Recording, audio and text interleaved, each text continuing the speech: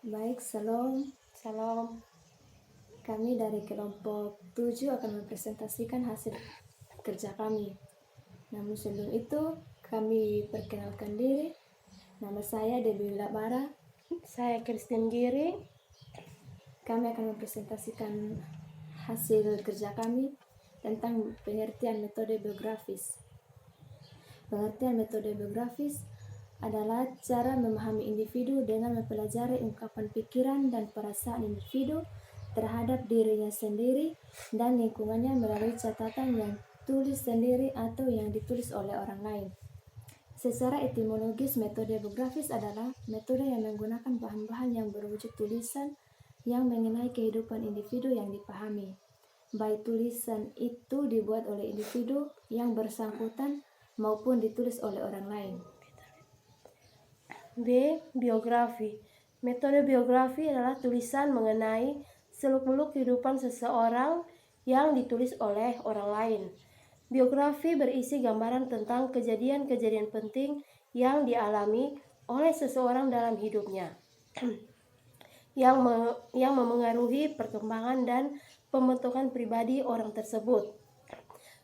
Biografi merupakan catatan pribadi seseorang yang ditulis oleh orang lain, misalnya guru, orang tua, saudara, ataupun temannya, yang dapat berupa perjalanan hidup anak, perkembangan anak, cita-cita dan harapan anak, pengalaman mengesankan yang dialami anak. Pada umumnya, jarang sekali biografi yang ditulis oleh orang tua, guru, saudara, dan teman tentang konseli, sebagaimana contoh di atas, kecuali atas permintaan. Itu pun dapat terwujud dengan raport yang intensif antara konselor dan penulis biografi. C. Autobiografi. Autobiografi adalah tulisan mengenai gambaran tentang kejadian-kejadian yang dialami seseorang dalam hidupnya yang mempengaruhi perkembangan dan pembentukan pribadinya yang ditulis individu itu sendiri. Jadi, autobiografi adalah merupakan biografi yang ditulis sendiri oleh yang bersangkutan. Metode autobiografi ini tidak cukup dikembangkan di SD dan SLTP, bahkan di siswi SMTA masih diragukan kemampuannya untuk menulis diri sendiri tentang apa yang dialami dan dirasakannya. Kalaupun mampu, masih perlu dipertanyakan dan dikaji kebenarannya tentang apa yang dituliskannya. Apakah kejadian yang sebenarnya yang mempengaruhi kehidupannya atau hanya merupakan akibat sampingan dari yang akan diungkap. Untuk mengecek kebenaran tulisan tersebut, siswi diminta untuk menuliskan autobiografinya secara berulang-ulang. Autobiografi mempunyai dua bentuk, yaitu autobiografi yang berstruktur. Autobiografi yang berstruktur yaitu autobiografi yang dalam penulisannya menurut garis-garis besar yang telah ditentukan terlebih dahulu.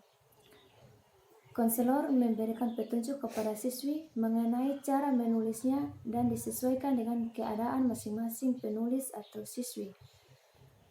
Membuat hal-hal yang menarik, tidak terlalu sukar, dan telah biasa dikenal oleh siswa. Yang kedua, autobiografi yang tidak berstruktur. Autobiografi yang tidak berstruktur adalah autobiografi yang disusun bukan berdasarkan pertanyaan-pertanyaan khusus yang ditentukan. Beberapa hal yang ditulis dalam autobiografi adalah antara lain dapat berupa cita-cita, pengalaman yang paling mengesankan, perjalanan hidup. D. Buku harian. Buku harian ditulis oleh seseorang, biasanya berisikan hal-hal yang bersifat pribadi dan dianggap sangat rahasia oleh yang bersangkutan. Di sini dapat diungkapkan hal-hal yang tidak mungkin dikatakan kepada setiap orang, merupakan tempat curhat bagi penulisnya. Buku harian merupakan sumber data yang sangat berharga untuk keperluan individu. Namun perlu dicatat bahwa buku harian itu belum tentu memberikan gambaran yang belum jujur. dan autentik mengenai penulisannya. Terdorong oleh keinginan untuk tampak bernilai mungkin, seseorang dengan sengaja atau tidak sengaja berusaha menyembunyikan kelemahan-kelemahannya. Case history. Case history sebenarnya merupakan penggunaan sebagai sumber geografis untuk keperluan analisis suatu gejala. Berbagai sumber yang mungkin data ikut mengatasi suatu gejala yang sudah dihadapi dapat digunakan. Misalnya, penyakit yang pernah diderita, perceraian orang tuanya, tidak naik kelas, atau tidak lulus ujian, kegagalan dalam pergaulan, perlakuan orang atau di masa kanak-kanak, dan sebagainya. Data masa lampau siswa akan memperoleh dengan menggunakan teknik case history atau riwayat kasus. Case history atau riwayat khusus merupakan tugas administratif yang tidak mengandalkan atau melakukan interpretasi terhadap data yang dikumpulkan. Sedangkan studi khusus melakukan interpretasi dan merupakan tugas yang memerlukan pemikiran dan pandangan yang lebih luas.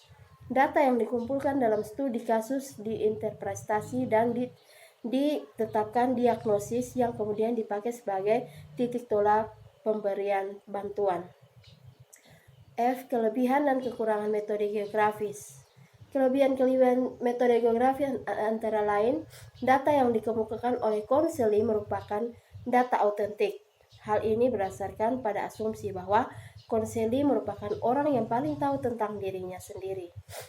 Data yang dikemukakan konseli dapat dalam bahasa biografis ini memberikan gambaran tentang pengalaman dan pandangan dirinya terhadap sesuatu hal. Data biografis yang diperoleh dari orang yang dekat dengan konseling dapat memberikan gambaran tentang hubungan konseli dengan sumber daya yang bersangkutan. Lalu kekurangan metode biografis antara lain, seorang konseli cenderung tidak menceritakan kekurangan yang ada pada dirinya. Sumber data yang dekat dengan konseli, terutama dalam hubungan emosional, bisa jadi tidak menceritakan kekurangan konseli. Upaya memperoleh data dengan metode biografis ini hendaknya dapat dilakukan dengan sungguh-sungguh, antara lain dengan membina hubungan yang baik, raport dengan sumber data.